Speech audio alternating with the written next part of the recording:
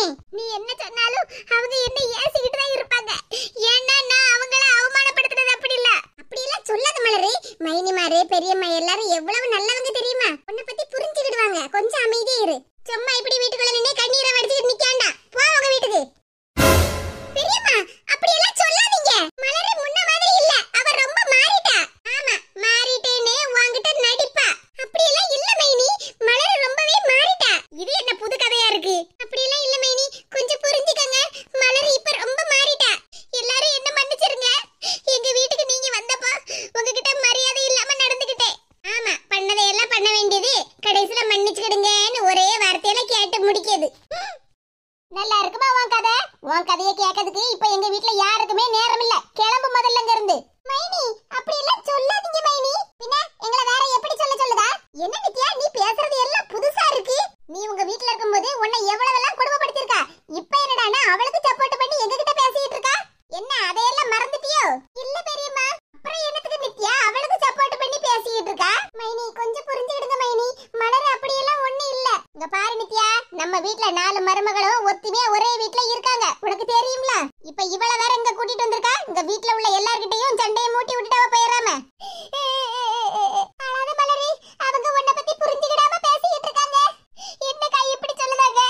நான் என்ன இவங்களுக்குள்ள சண்டையவா மூட்டி விட போறேன்? வீட்ல எல்லாரும் ஒத்துமையா இருப்பாங்க.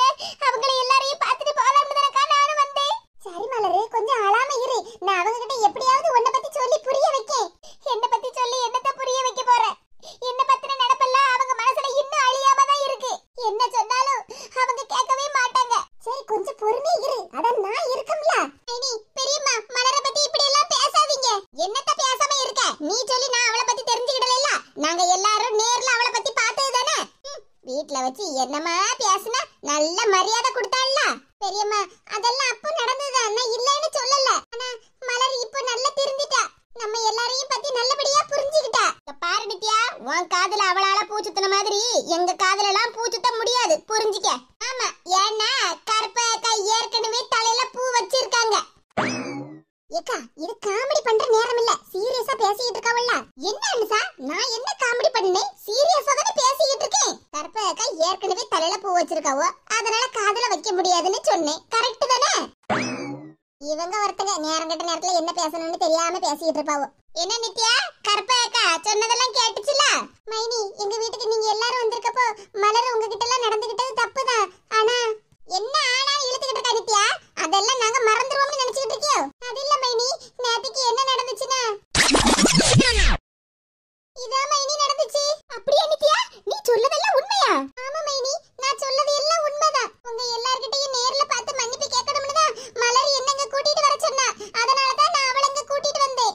எல்லாரும் என்ன மன்னிச்சிருங்க. நித்யாக்கா சொன்னதெல்லாம் உண்மைதான். என்ன மன்னிச்சிருங்க பெரியம்மா. அழாதம்மா மலரு. மைனி நீங்க எல்லாரும் என்ன மன்னிச்சிருங்க. நீங்க எல்லாரும் எங்க வீட்டுக்கு வந்திருக்கப்போ உங்க எல்லார்கிட்டயும் மரியாதை இல்லாம நடந்துக்கிட்டது என் தப்புதான். எமாடி நீ இப்ப பேசுறதெல்லாம் சரிதான். ஆனா வீட்டுக்கு வந்திருக்கப்பட்டவங்க கிட்ட மரியாதையா எப்படி பேசணும் பழகணும்னு உங்க அம்மா உனக்கு சொல்லி தரலையா? பெத்தவதான பிள்ளைக்கு எல்லாத்தையும் சொல்லி தரணும். நீங்க சொல்றதெல்லாம் சரிதான் பெரியம்மா.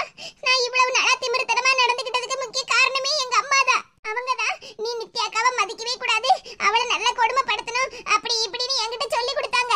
அதே மாதிரி எல்லார்கிட்டயும் நீ திமிருத்தனமா நடந்துக்கிடணும்னு எங்க அம்மா தான் எனக்கு சொல்லி கொடுத்தாங்க. நான் ஏதாவது யார்கிட்டயாவது கோவமா பேசினா அப்படி எல்லாம் பேசக்கூடாதுன்னு எங்க அம்மா எனக்கு சொல்லவே மாட்டாங்க.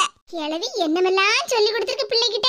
பாத்தீங்களாக்கா அந்த மினி அம்மா எப்படி எல்லாம் மகளுக்கு சொல்லி கொடுத்திருக்காவோன்னு?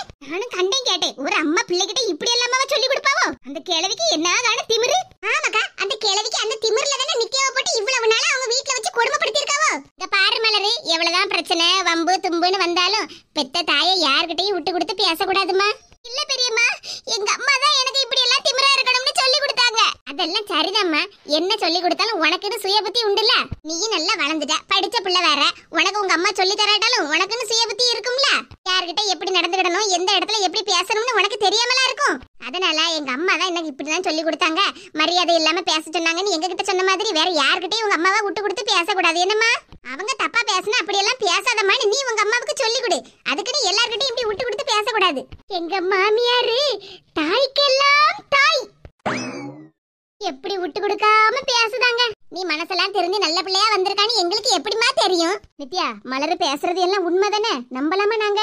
ஆமா மைனி, நம்புங்க. நானே சொல்லுதம்ல, மலராலையும் எங்க சித்தியாலையும் கஷ்டப்பட்டது பூரா நான் தான். இப்ப நானே சொல்லுதம்ல மைனி, நம்புங்க. அதுக்குள்ள நித்யா கண்மூடித்தனமா எல்லாரையும் நம்பிட கூடாது பத்தியா, அதுக்குதான் உங்ககிட்ட கேட்டேன். ஆமாக்கா, நீங்க சொல்றதுதான் சரி. கண்மூடித்தனமா எல்லாரையும் நம்பிட கூடாது பத்தியலா. மலரு அதான் நல்ல பிள்ளையா தெரிஞ்சிட்டேன்னு சொல்லுதல்ல, அப்புறம் என்னத்துக்கு அழுதுகிட்டு இருக்கா? நாங்கெல்லாம் இருக்கோம் உனக்கு. ஆமா மலரு, அழாத. மைனி மாதிரி நாங்க எல்லாரும் உனக்கு துணையா இருக்கோம்ல, அழாதமா. சரி மைனி. மலரு, நான் உன்கிட்ட சொன்ன பத்தியா, மைனி மாதிரி பெரியம்மா எல்லாரும் ரொம்ப நல்லவங்கன்னு. உன்னை பத்தி சீக்கிரம் புரிஞ்சுக்கிடுவாங்கன்னு சொன்னோம்ல. ஆமாக்கா, நீ சொல்லதெல்லாம் சரிதான். உனக்காக நாங்க எல்லாரும் இருக்கோம்னு சொன்னாங்க பத்தியா, அதுவே எனக்கு ரொம்ப சந்தோஷமா இருக்குக்கா. அதான் இந்த மைனிஸோட ஸ்பெஷல். பரவாயில்லையே. அப்ப அடுத்த கல்யாணம் மலருக்கு தான்.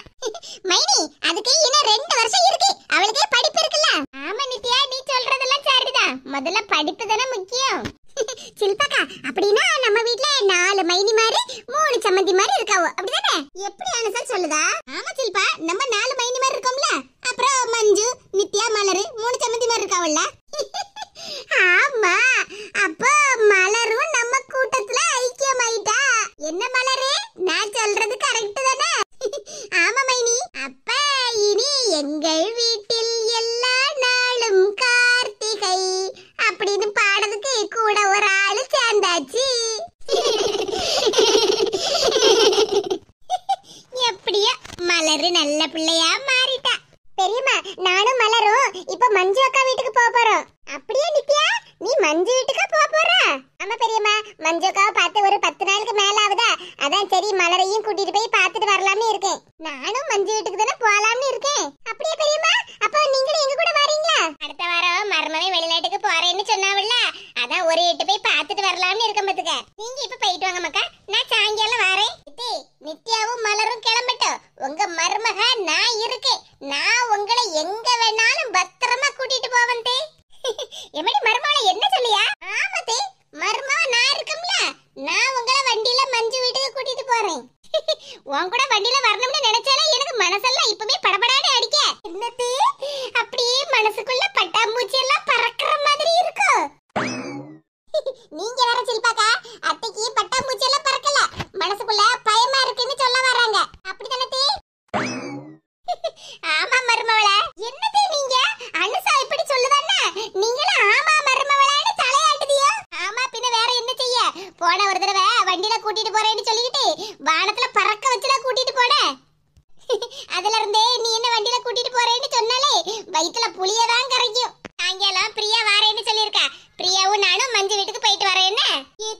என்னதே என்ன பத்தி இப்படி நினைச்சிட்டீங்க? என்னதான் இருந்தாலும் மாமியார பத்திரமா ஒரு இடத்துக்கு கூட்டிட்டு போயிட்டு பத்திரமா வீட்டுக்கு கூட்டிட்டு வர்றது ஏன் பொறுப்பு, ஏன் கடமை இல்ல? ஏக்கா, அந்த பொறுப்பு 4வது மருமக பிரியாவுக்கும் இருக்கு. என்ன நீங்க பயப்படாம அமைதியா இருங்க. கற்பகமேனி, உங்களுக்கும் தங்கச்சி இருக்காங்கல்ல, அதே மாதிரி இப்ப எனக்கும் தங்கச்சி இருக்கா. பாரு நித்யா, மலரை ஒதுக்கி வைக்கணும்னு நாங்க நினைச்சே பார்க்கல. ஆனா அவ மனசு மாதிரி திருந்தி உங்ககிட்ட நல்லபடியா நடந்துகிட்டா எங்களுக்கு அதுவே போதும். மைனி, நீங்க மலரை பத்தி சந்தேகப்படாதீங்க. அவ மனசெல்லாம் நல்லா திருந்திட்டா. பெரியம்மா, நாங்க போயிட்டு வரோம். வீட்ல சாப்பிட்டுட்டு போலாம்ல மக்கள், நீங்க 2 பேரும்? வீட்ல இருந்து சாப்பிட்டுட்டு தான் வந்தேன் பெரியம்மா. நான் இன்னொரு நாளைக்கு மலரை கூட்டிட்டு வரேன். அப்ப நாங்க 2 பேரும் இங்க சாப்பிடுறோம், சரியா? சரி மக்கா, பார்த்து போயிட்டு வாங்க. நான் சாயங்காலம் வரேன்னு சொல்லு என்ன மஞ்சுகிட்ட. சரி பெரியம்மா. மைனி, நாங்க போயிட்டு வரோம். சரி நித்யா, மலரு 2 பேரும் பார்த்து பத்திரமா போயிட்டு வாங்க.